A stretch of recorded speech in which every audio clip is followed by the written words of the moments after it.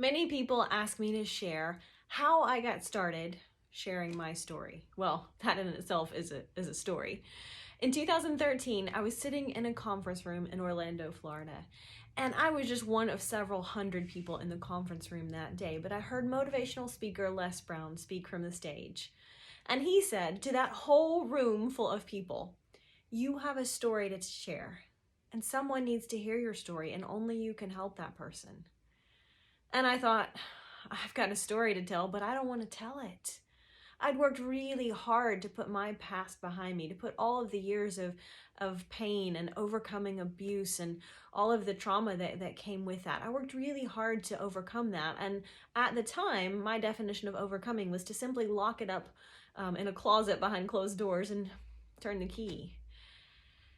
And what I didn't realize was up until that point, I absolutely had a story that would inspire people, but I didn't want to tell it. And because I wasn't willing to own it, until I was willing to own my story, it owned me.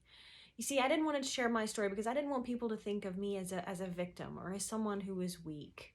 I wanted to be seen as someone who was strong, right? And it was only at that moment that I realized in sharing my story was the main way that I was able to overcome it, right? Because when I started sharing my story publicly, I owned it. It didn't own me any longer.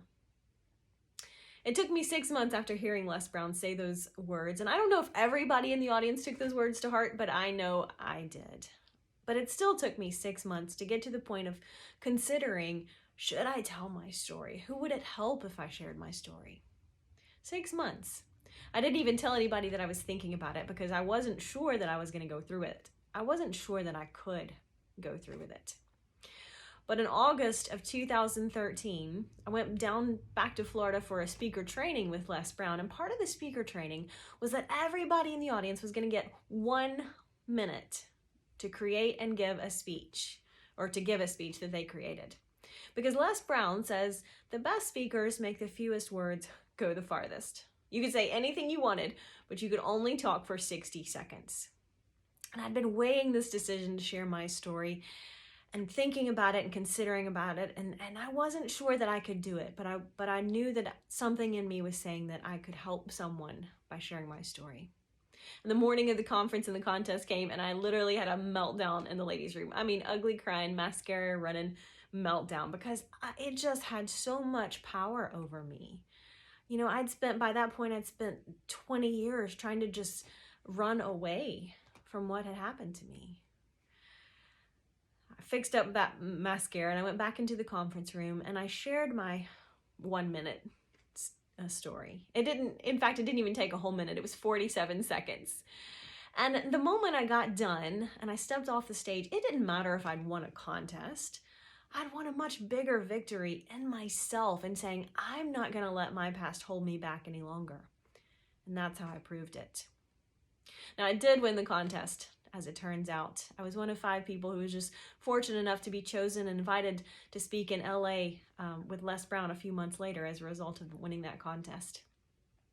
And 10 days after sharing my story publicly, for the first time, I went in my boss's office and I resigned from a job that I'd worked so hard to get. And I'd gone to college more than 10 years to get the degree that I needed to do the job that I had. But you see, I discovered the difference between a career and a calling.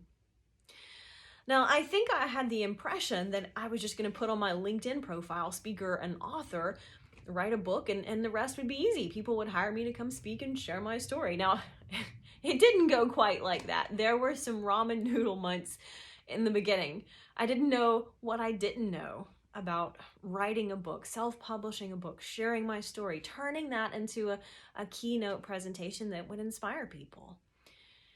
Many mistakes, 8 years and 13 self-published books later, plus 6 motivational planning journals that I've self-published.